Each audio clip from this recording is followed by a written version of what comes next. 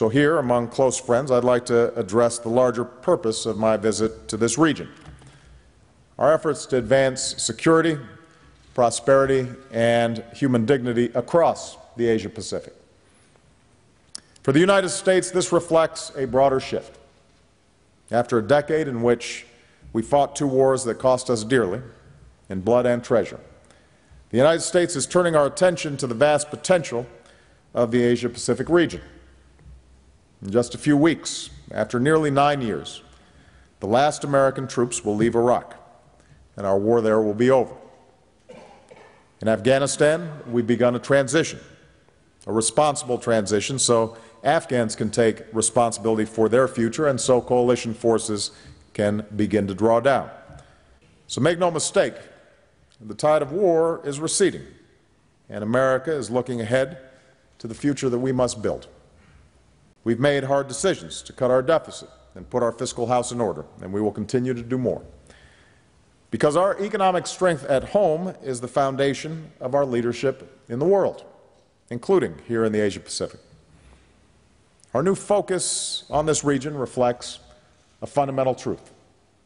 The United States has been and always will be a Pacific nation. As the world's fastest-growing region and home to more than half the global economy, the Asia-Pacific is critical to achieving my highest priority, and that's creating jobs and opportunity for the American people.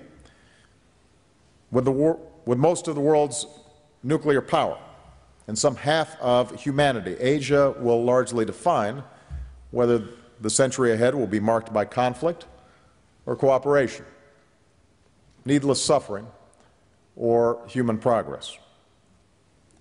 As President, I have therefore made a deliberate and strategic decision. As a Pacific nation, the United States will play a larger and long-term role in shaping this region and its future by upholding core principles and in close partnership with our allies and friends. As the United States puts our fiscal house in order, we are reducing our spending.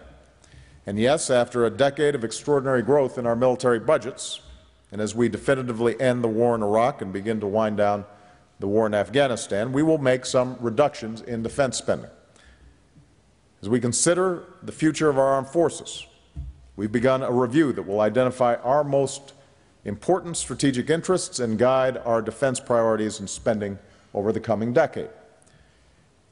So here's what this region must know.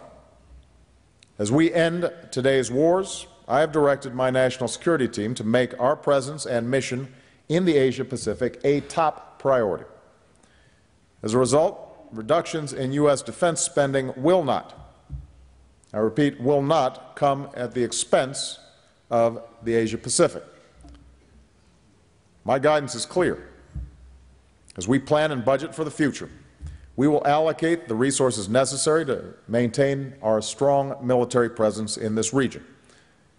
We will preserve our unique ability to project power and deter threats to peace.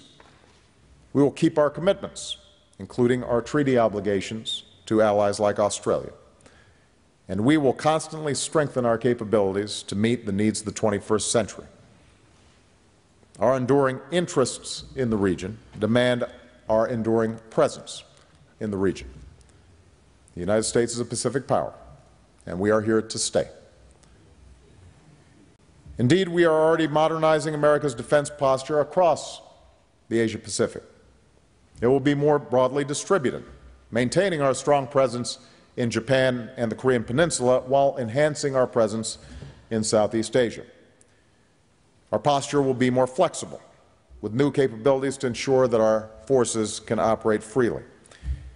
And our posture will be more sustainable by helping allies and partners build their capacity with more training and exercises.